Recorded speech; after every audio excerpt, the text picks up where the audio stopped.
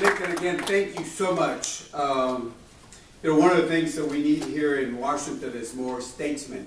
And certainly when you think about somebody like Lincoln, it is a statesman, a person who knows that you got to do the right thing. And I think when you look at the work that he's done, Ileana has done, and of course my good friend Mario and I, when I introduced him, we have a joke among ourselves that we're going to share with you today. But it reminds me of what's happening right now. When I think about Lincoln and the other fellow friends of mine that are on the stage here with me, is what John F. Kennedy said some time ago, and I think it applies right now. He said, when he was talking about the big problems we have out there, he said, let us not look for a Republican answer, let us not look for a Democrat answer, but let's look for the right answer. And he also said, tied into that, was let's not spend our time fixing blame on the past, but let's take responsibility for the future. And if you look at the work that this friends of ours, and I see one of my other colleagues here, the former Congressman, Governor of Puerto Rico, also, another Georgetown Hoya also.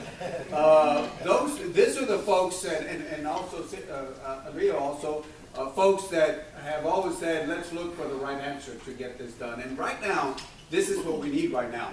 Chile has, and I think you said it right, Lincoln, Chile is one of those bipartisan, where we actually don't talk about being bipartisan, but we actually do bipartisan. I know that Mario and myself have had different meetings talking about immigration reform because we want to see immigration reform. We do understand that the biggest enemy that we have right now against immigration reform is the time and the calendar. Because first it was Syria, now it's the government shut down, and this is why we're continuing talking to each other to make sure that we get this done. But today we're talking about trade. And let me just say a few words, and it'll be my pleasure to introduce my good friend Mario. The shutdown has hindered the talks on trade deals right now. It's not only affecting there was supposed to be a meeting today, and because of what's happening, not all the folks that are supposed to be there are there. When you look at export promotion, all that has been affected. And this is why this impact that we're looking at is having a negative impact on trade. And this is why hopefully next week, my prediction will be next week, we're going to get this taken care of. I think you'll see folks talking this week, but I think next week we'll get this done.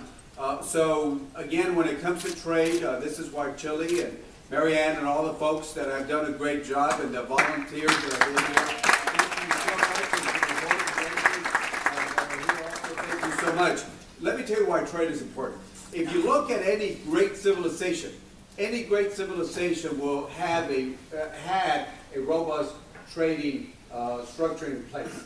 And if you want to keep our economy moving, and if you look when the recession hit us some years ago, what was one of the last sectors that just kept going and going and going?